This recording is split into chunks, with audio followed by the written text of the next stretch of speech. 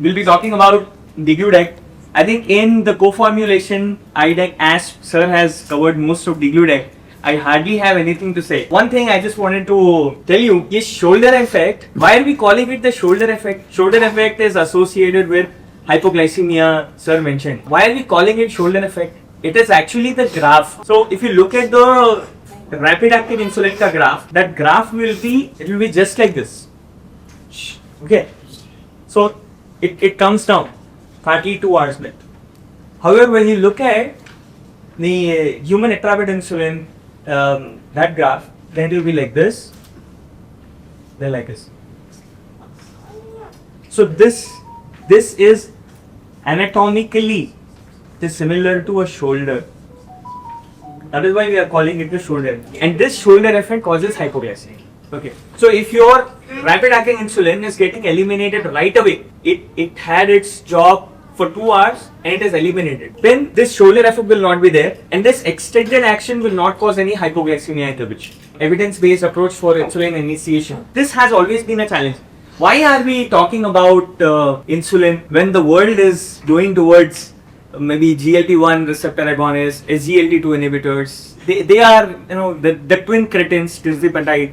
And then you have other drugs that are in the pipeline, semaglutide and amylin analog, and weekly GLP, GIP, tirzepatide, Mounjaro is here already. Thing is, insulin therapy in diabetes is not replaceable. There was one study done by Calvert and others that actually said adding a fourth OAD to your type 2 diabetic patients gives you a reduction in HbA1c of hardly 0.2%. So that is why we say when the patient is already taking 3 OADs, adding a fourth OAD might really not benefit. This study was done when we didn't have SGLT2 inhibitors back then, but even if you take that, then adding a fifth OAD is not going to help. That is the data. So now say हमारे patient का HbA1c is 10%. ADA 2025, that is what it says. If your patient's sugar is going beyond 300 or the HbA1c is more than 10%, start the patient on insulin. Even if that is going to be for a brief period, even if it is going to be temporary, you have to start insulin in that patient. Why start insulin early? So one thing is,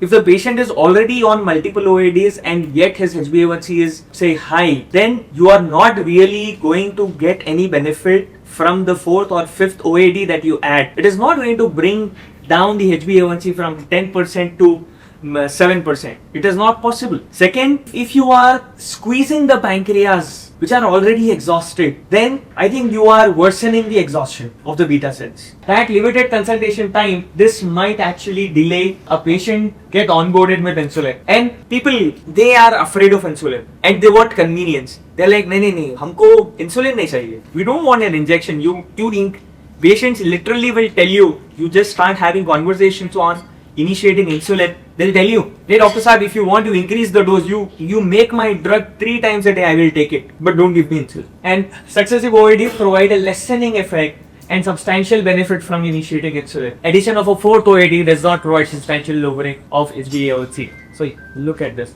This is that 0.2% by benefit that was received on adding 4th OAD. However, when you add insulin, then there is 1.3% reduction in HbA1c. ADA 2025 guidelines, if injectable therapy is needed to reduce HbA1c, then consider GLP-1RA or GIP-GLP-1RA in most individuals prior to insulin. If you have decided to start a patient on insulin, then consider putting the patient on incretins. That incretin could be maybe liraglutide that you have, or semaglutide, or tirzepatide, any incretin. And if HbA1c is above goal, then add a basal insulin. However, patient doesn't want to use GLP-1, then okay, fine. You can put the patient on basal insulin. So first would be GLP or GLP plus GIP. And if already on GLP or if it is not appropriate, patient doesn't want to take, or maybe cost is a burden for the patient, or he already has a very bad gastric history, then maybe you would not want to start. So this ADA guideline I was telling, consider insulin as the first injectable if symptoms of hyperglycemia are present. When A1C or blood glucose levels are very high, A1C more than 10% or blood glucose more than 300, or what diagnosis of type 1 diabetes is a possibility. If it is type 1, it is a no-brainer, you have to start it. Then evidence-based recommendations, ADA 2025, initiate 10 units per day or 0.1 to 0.2 units per kg per day, basal insulin, and titrate, set an FPG goal. Recommended target, when you are starting a patient on basal insulin, the recommended target is 80 to 130. Let us not be afraid if sugar is going below 100. Reduce insulin, your sugar is going low. Patients might complain that they are having symptoms of hypoglycemia. It might actually not be true. So you just have to reassure, ask them to check sugar at that moment when they are experiencing symptoms of hypoglycemia, or maybe it is just a perception of the patient that their sugar is reducing. And set the goal. You want 80, 130, whatever. You can be a little flexible when it is an elderly patient. But if it is a young patient, then have a strict target. Choose evidence-based titration algorithm. So, basal insulin titration is the easiest titration ever. It is as simple as your target, say, is 80 to 130. And you have initiated the patient on 10 units, you escalated it. Say the patient is taking, as in the previous case, say he's taking 20 units of basal insulin, just basal insulin. And you have to see, if it is 80 to 130, continue the same dose. If the sugar is 80 to 130, there's no change in insulin dose. If it is going below 80, reduce 2 units. If it is 131 to 160, increase 2 units. 161 to 180, increase 4 units. More than 180, increase 6 units. If it is below maybe 70, etc., 65, 55, you have to initiate the hypoglycemia protocol. So this is the simplest algorithm that you can have, and it would be great if this titration is applied to average values of maybe 2 days or 3 days. Nahi, to at least once a week or twice a week. Based on that individual value, you can do. If it is an average, it would be great. Today you checked it, you noted it, but you didn't interfere with the dose that the patient is getting. Tomorrow you check it again, and you take the average of the two. And this is only based on fasting sugar value. So it is quite convenient for the patient also. First day, say it was 120, second day it was 140. If it is 140 at that cross section, you should be increasing 2 units, right? But if it is 120, you don't have to change the dose. So when you take that average 120 plus 140 by 2, it is 260 by 2, that is 130. It is still here. No need of changing the dose. So that is how ideal. So aid for insulin decision. Postprandial glucose excursion more than 74, rapid acting insulin dena hai. If it is 40 to 74, premix insulin. Basal insulin is recommended when fasting sugar is high. When majorly fasting sugar is high, then you give a basal insulin. The value 74 mg per deciliter is taken by calculating the postprandial glucose excursions for the diagnostic cutoff for diabetes, 200 mg per deciliter and 126 mg per deciliter.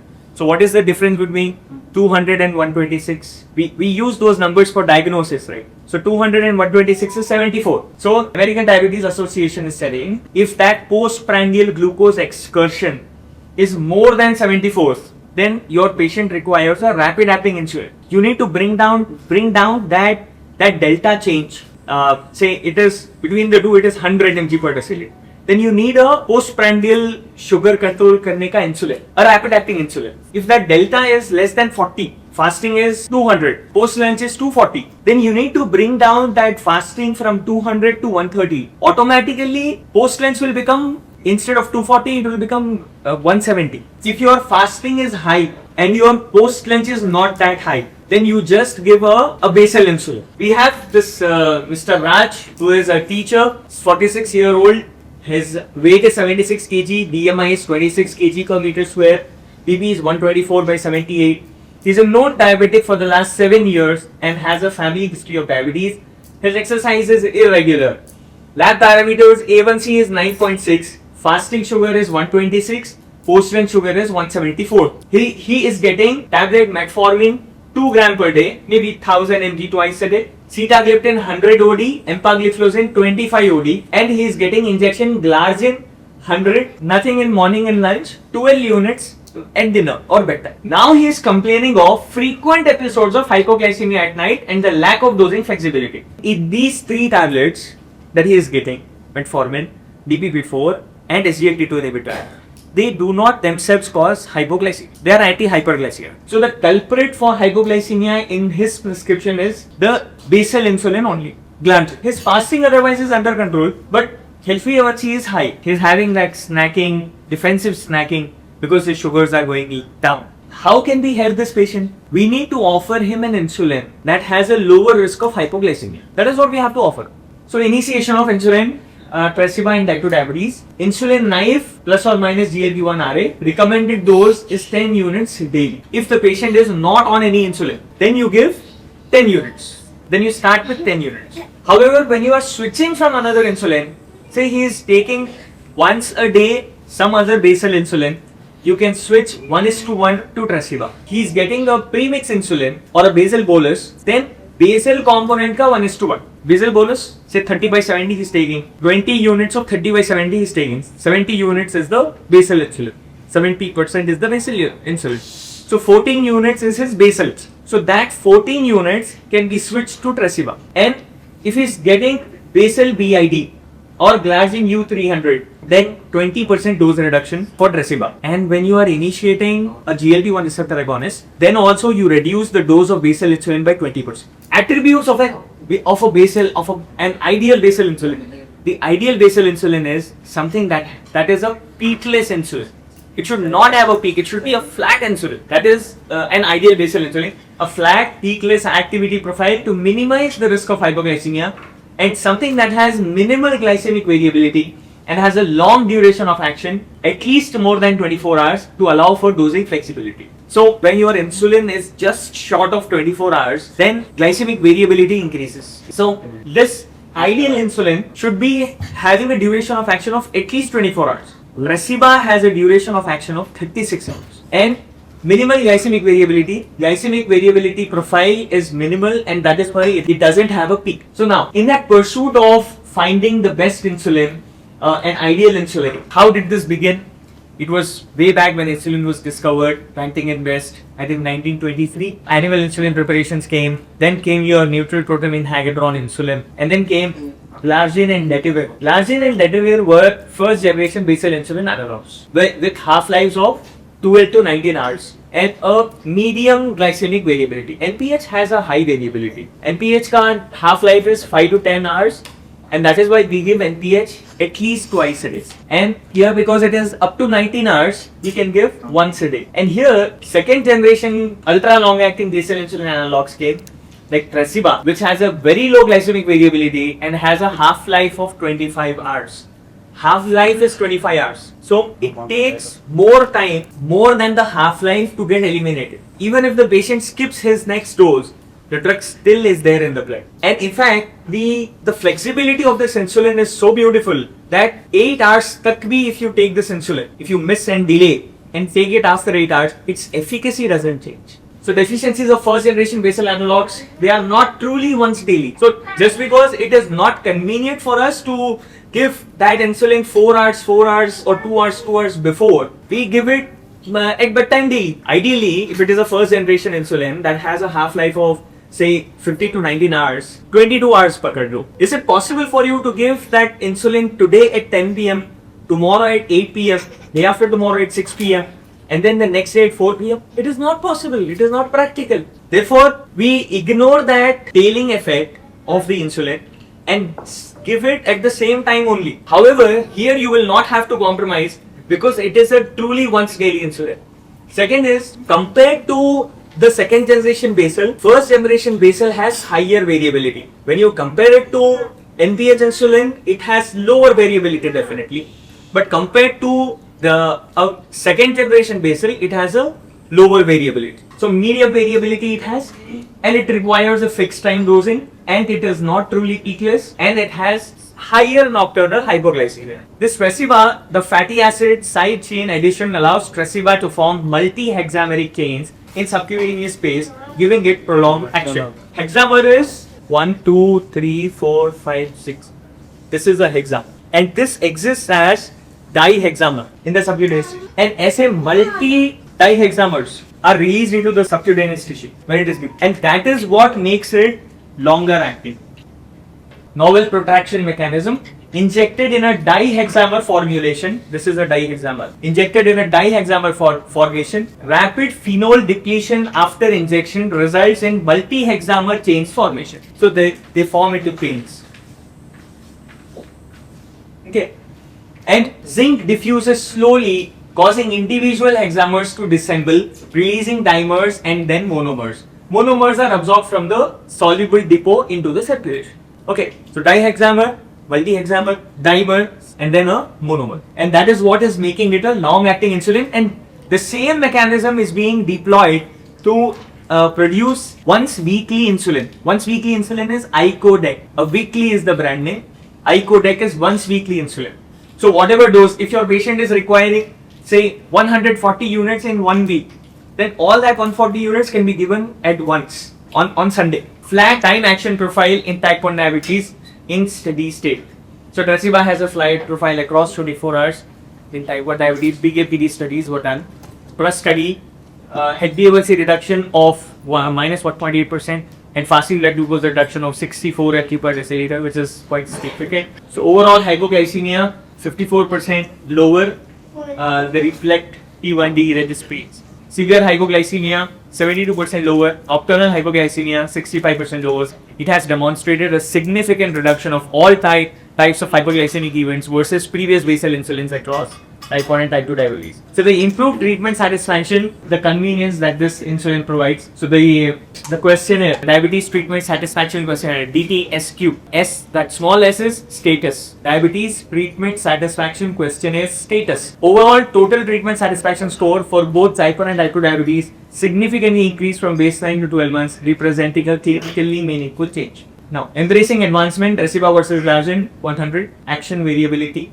So onset and duration of action, Tresiba it's around 0.5 to 1.5 hours, and minimal peak it has, and duration of action is more than 42 hours. Yeah, 36 I said, it is more than 42. Tresiba has a faster onset of action and prolonged duration of action with a minimal peak. Faster onset of action, the latency of onset of action really doesn't matter when it is taken regularly. Okay. So, however, the duration and the peak of action matters. Glargine gets a peak around 8 to 12 hours.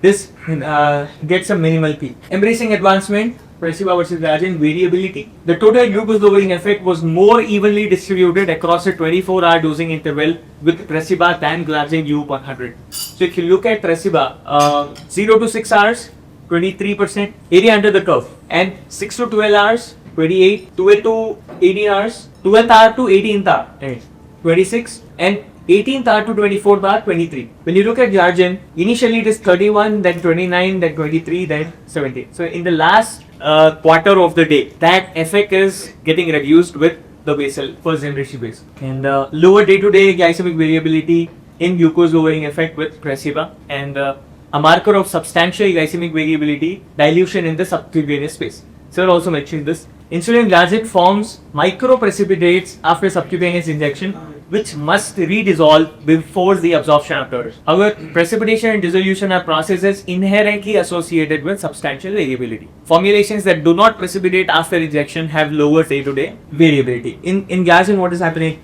It is forming a precipitate, and from that precipitate, slowly the drug is getting released. So that dissolution, that formation, that is itself variable. But when you look at the hexamers and dimers that are getting formed, dihexamers that are getting formed, this will not have that variability. And efficacy wise, all basal insulins are the same. I wouldn't say it is better in HbA1c reduction, but I can tell you there is more 1.4% more time in range profile for second generation basal Tresiba when compared to first generation, and 1.4% translates to 20 minutes more your patient staying in range when compared to the other insulin. And efficacy, Tresiba has consistently showed statistically significant better fasting post-lunch fasting reduction and treat to target trial when head-on compared to Glargine U100. Better time in range here. So estimated treatment difference is a significant 1.43% or 20.6 minutes per day in favor of Tresiba over Glargine U100. And participants with a clinically significant difference in time in range. Significantly more participants achieved a clinically significant more than 5% difference in time in range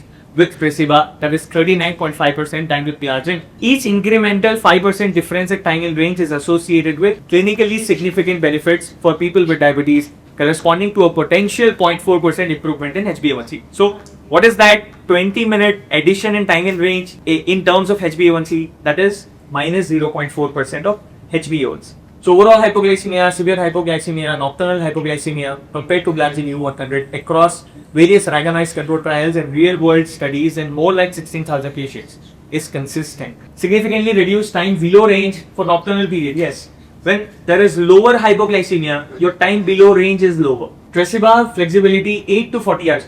Minimum 8 hours tak bhi your efficacy doesn't change when you're giving Tresiba. But glargine 100 does not have flexibility. Glargine 300 has plus or minus 3 hours of flexibility. Glargine 300.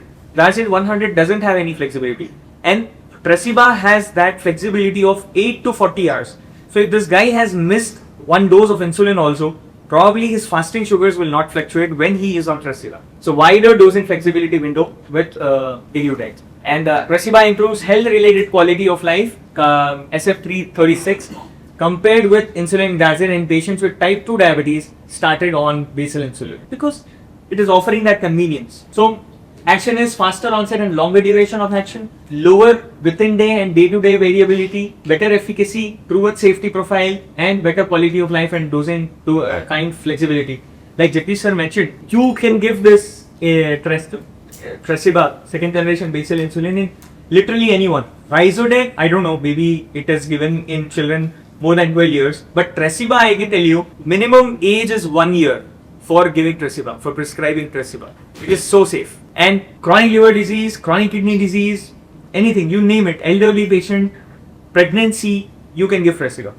In fact, pregnancy mate is approved. So versatile use of Tresiba across diverse populations, pregnancy, pediatric more than 1 year, adults, elderly, renal hepatic impaired, hospitalized patients. So suggested titration schedule in type 2 diabetes if above target. This is ADA 2025. If at target maintain the dose, if below target reduce 2 units, if above targets increase 2 units, you can do that. But what I say, 80 to 130, that is very practical and very convenient for us. Because by this formula, by this algorithm, even if your patient is having a fasting sugar of 180, he is getting an increment of 2 units.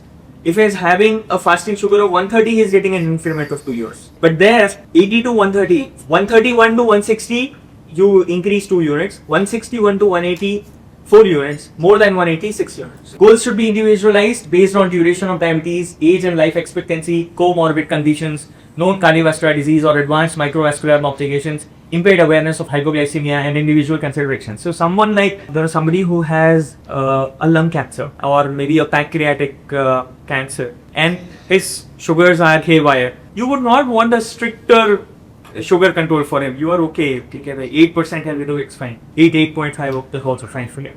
But a younger patient, you would want a strict control. Stricter than strict is never advisable. Accord trial, I think. Accord trial was done to see if we can reduce a patient's HbA1c to normal HbA1c. That is what they targeted. If we are non-diabetic, our HbA1c is less than 5.6. So why have a HbA1c target of 7% as good control for someone who is a diabetic? Why not 5.6 only? Why not less than 5.6? So for that, they did that stricter than strict titration to achieve, but then it was prematurely terminated because it was noticed that there was increased cardiovascular mortality because of that, due to hypoglycemia. Sir said very beautiful point. Your job is to prevent hypoglycemia in the patient because that is imminent, that is immediate danger for the patient. And hyperglycemia, you can manage it later also. But your therapy should not cause hypoglycemia. State of the art cutting edge device. This is the insulin, the flex pen that you get. 80 units is the maximum dose that you can inject at once. 100 unit per ml formulation. It contains total of 300 units. Delivers up to 80 units in a single injection. Dial the exact dose. 1 unit dose adjustments are present. And this no push button extension, less pressure for injection. Tresiba Flex Clutch can deliver 80 units. And in this, the Novo Pen 4, again it is 100 unit per ml formulation. It contains total of 300 units. Easy dose adjustment, end of dose confirmation also. You get that click sound when the dose is done. And Novo Pen 4 can deliver insulin doses maximum 60 units per injection depending on the dose needed. So in ideal, once daily basal insulin, Tresiba is a flat peakless activity profile, minimizing the risk of hypoglycemic events, long duration of action, more than 24 hours, allowing dosing flexibility, minimal glycemic variability. So Mishti is a WhatsApp chatbot service that makes diabetes care easy. You can ask questions, diabetes and insulin related information, insulin usage and storage diaries, diet and exercise tips, Indian dietary information, calorie and BMI calculator, medication reminder, and it is available in 12 different languages. So you can just save this number and say hi or scan the QR code, and you can share this number with all of your patients also. If you want, please take a picture. It is a very good service by Novo Nordisk. Thank you very much. Any questions?